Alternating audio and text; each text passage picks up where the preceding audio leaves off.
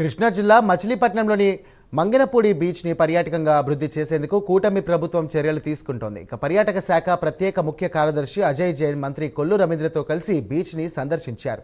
పర్యాటక అభివృద్ధికి సీఎం చంద్రబాబు అత్యధిక ప్రాధాన్యత ఇస్తున్నారని అజయ్ జైన్ తెలియజేశారు.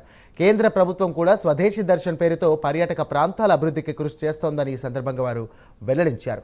ఇందులో భాగంగా మంగినపూడి బీచ్ అభివృద్ధికి ప్రణాళికలు తయారు చేస్తున్నామని అజయ్ జైన్ అన్నారు. ఇక మంగినపూడి బీచ్ పర్యాటక అభివృద్ధికి పనిచేస్తున్నామని మంత్రి కొల్లు రవీంద్ర కూడా తెలియజేశారు. ఇప్పటికే బీచ్ అభివృద్ధికి డిపిఆర్ తయారు చేశామని, రిసార్ట్స్ ఏర్పాటుతో పాటు వాటర్ స్పోర్ట్స్ నిర్వహించేలా ప్రణాళికలు తయారు చేస్తున్నామని మంత్రి కొల్లు రవీంద్ర పేర్కొన్నారు.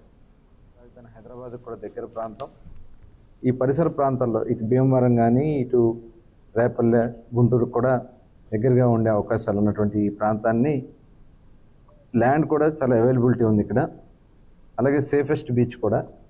దీన్ని డెవలప్ చేస్తే గౌరవ ముఖ్యమంత్రి చంద్రబాబు నాయుడు గారు ఆశించిన విధంగా ఒక పర్యాటక రంగంలో మంగినపూడి బీచ్కి ఒక మంచి అద్భుతమైనటువంటి అవకాశాలు వస్తాయని చెప్పి గౌరవ ముఖ్యమంత్రి గారు శ్రీ నారా చంద్రబాబు నాయుడు గారు టూరిజం సెక్టర్ పైన ఎక్కువ ఇంపార్టెన్స్ ఇస్తున్నారు. మీ అందరికీ తెలుసు.